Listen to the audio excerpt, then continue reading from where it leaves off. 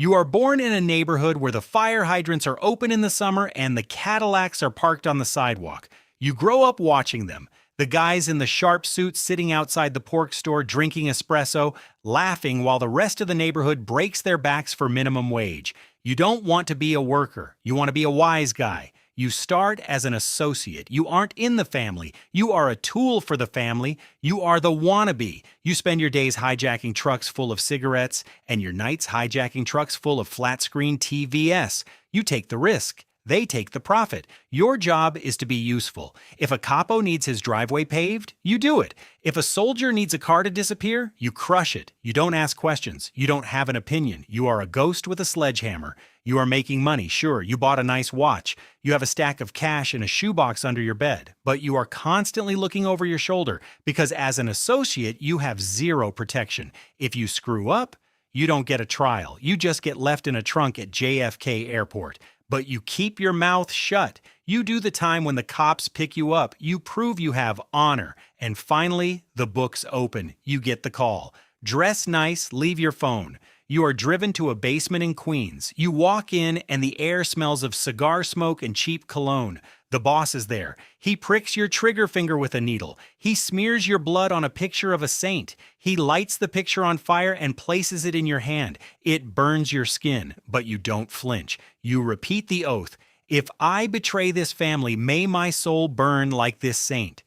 You are now a soldier. You are a made man. You are untouchable. If anyone touches you, they die. It's the ultimate insurance policy. But the price is your soul. Your job changes. You aren't stealing trucks anymore. You are enforcing the will of the administration. You run a sports betting ring. You shake down construction sites. You collect the vig from losers who borrowed money they couldn't pay. And then comes the work, the heavy work. You are told to clip a guy. Maybe it's a rat. Maybe it's a guy from a rival family. Maybe it's your best friend who skimmed a little too much off the top. You don't hesitate. You pull the trigger. You go home to your wife and eat dinner with the gunpowder still under your fingernails. You tell yourself it's just business. 10 years pass. You're smarter than the rest. You earned fast and you kicked up the money without complaining. The boss promotes you. You are now a Capo regime.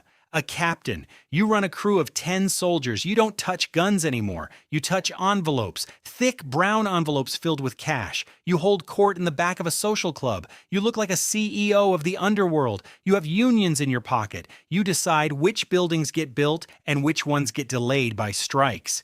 You own the garbage disposal routes. You own the restaurants. You are making $20,000 a week in cash. You have a wife in the suburbs and a mistress in the city.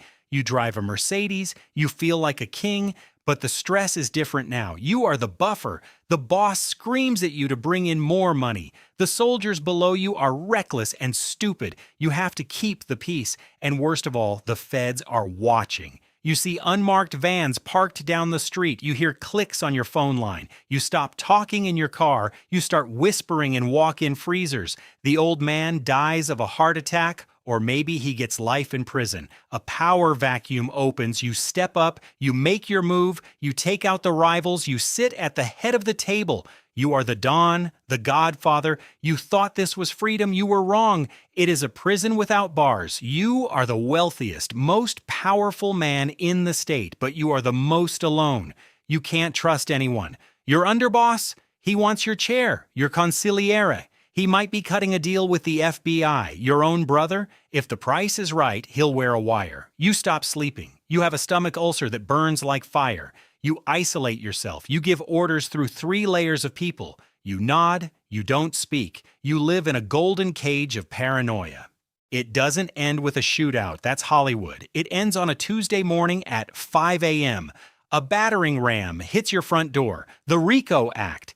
Racketeer-influenced and corrupt organizations. They didn't get you on a murder, they got you on a tax error from 1998. They play a tape in the courtroom. It's the voice of your most loyal capo, the guy you raised like a son, ratting you out for a reduced sentence.